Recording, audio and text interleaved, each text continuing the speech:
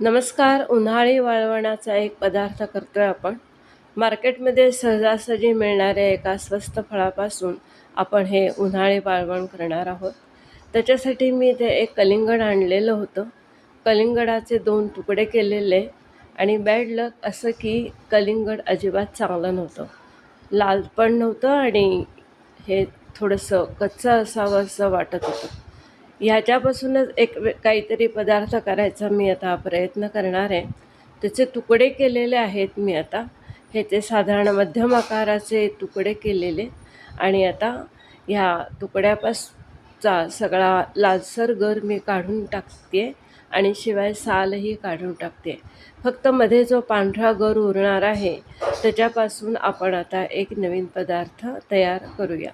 तर हे बघा, मी इथे लाल गर काढून टाकलेला आहे आणि आता ही जी साल आहे हिरवी, ही सुद्धा आता मी काढून टाकणार आहे. याप्रमाणे आता मी ही साल काढून हा पांढरा गर तुम्हाला दाखवत आहे. थोडंसं किचकट काम आहे म्हणून आता थोडं बसूनच करणार आहे. तेच प्रोसिजर करायची आपल्याला. साल काढून टाकायचं आहे, पांढरा गर काढून टाकायचा आहे आणि मधल्या पांढऱ्या गराचा आपल्याला उपयोग करून घ्यायचा आहे. आता एक गोल फोड केलेली होती मी आणि त्याचा हा मधला लालसर भाग आता काढून टाकलेला आहे. हा जो बाहेर गोलाकार भाग दिसतो ना, ह्याचे आपल्याला छोटे छोटे तुकडे करायचे आहेत आणि त्याची आपल्याला बनवायची आहे रेसिपी. तर हे पहा, मी त्याचा मध्यम आकाराचे तुकडे करून आता एकसारख्या आकाराचे छोटे छोटे चौकोनी आकाराचे तुकडे तयार केलेले. हे पूर्ण कलिंगडाचे एवढे तुकडे तयार झालेले आहेत. हे आता मी मोजणार आहे आणि हे 5 वाट्या भरून झालेले आहेत तुकडे.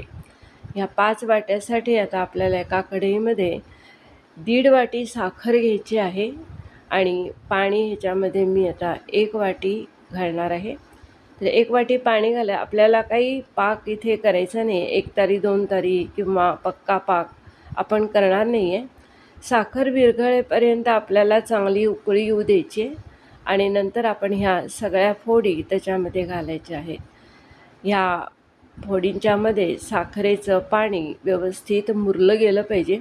त्याच्यासाठी आपल्याला साधारण 5 ते 7 मिनिटं तरी उकळी येऊ द्यायची आहे. तर याप्रमाणे बघा, ही छान उकळी आलेली आहे. हळूहळू या फोडी आकरस यायला लागतात, म्हणजे फोडींचा आकार छोटा छोटा व्हायला लागतो. अशा वेळेला गॅस बंद करायचा आहे. हे पहा, मी फोडी दाखवत आहे. गॅस आता मी इथे बंद केलेला आहे. चाळणीमध्ये ओतून आपण आता ह्याच्यातलं एक्सेस साखरेचं पाणी काढून टाकूया. पूर्ण पाणी ह्याच्यातनं काढून टाकायचं आहे आपल्याला. हे फोडी खूप गरम आहेत, या पूर्ण थंड होऊ द्यायच्या. फोडी थंड होईपर्यंत आपण फूड कलर घेऊया. ग्रीन फूड कलर घेतलेला आहे 1 चमचा. त्याच्यामध्ये थोडं पाणी घालून पातळ केलेलं आणि फोडी घालून मिक्स केलं की आपली ग्रीन कँडी इथे तयार झालेली आहे. 1 चमचा ऑरेंज कलर, थोडंसं पाणी घालून पातळ करून फोडी घालून मिक्स केलं की ऑरेंज कँडी तयार होते. रेड कलर कँडी करण्यासाठी 1 चमचा रेड फूड कलर, थोडंसं पाणी घालून मिक्स करायचं व्यवस्थित. ह्याच्यामध्ये उरलेल्या सगळ्या फोडी घालून व्यवस्थित मिक्स करायचं की आपली लाल रंगाची कँडी तयार झाली. अगदी ॲट्रॅक्टिव्ह कलरच्या 3 कँडीज आपल्या तयार झालेल्या आहेत. रेड, ग्रीन आणि ऑरेंज खूप छान झाल्यात. अंगणामध्ये उन्हामध्ये मी ह्या ठेवलेल्या आहेत आणि 2 कडकडीत उन्हं यांना दिलेली होती. आता ह्या आत घेतलेल्या आहेत आणि आता आपण ह्या ताटलीतून सोडवून घेणार होतो. ताटलीला तेल किंवा तूप काहीही लावायचं नाही, नुसत्याच फोडी घालायच्या आणि वाळल्यानंतर त्या हाताने व्यवस्थित आपल्याला त्या सोडवून घ्यायच्या आहेत. सगळ्या कँडीज आता इथे सोडवून घेतल्या. एका प्लेटमध्ये सगळ्या काढतो आहे आपण, ऑरेंज, ग्रीन आणि रेड कलरच्या. ह्या ज्या पिवळ्या रंगाच्या कँडीज आहेत त्या मी आधी केलेल्या होत्या, त्यासुद्धा आता ह्याच्यामध्ये मिक्स करायच्या. सगळ्या कँडीज आता ह्याच्यात मिक्स करायच्या आणि आपल्याला त्या एका बाटलीमध्ये भरून ठेवल्या का वर्षभर कुठल्याही पदार्थामध्ये घालू शकतो. कँडीज चांगल्या कडकडीत वाळल्या की त्या वर्षभर अजिबात खराब होत नाहीत. ह्या बघा, सगळ्या कँडीज आता पूर्ण भरलेल्या आहेत बाटलीमध्ये. कँडीजमुळे पदार्थ दिसताना अतिशय ॲट्रॅक्टिव्ह दिसतो. वर्षभर कुठल्याही पदार्थामध्ये आपण यांना वापरू शकतो.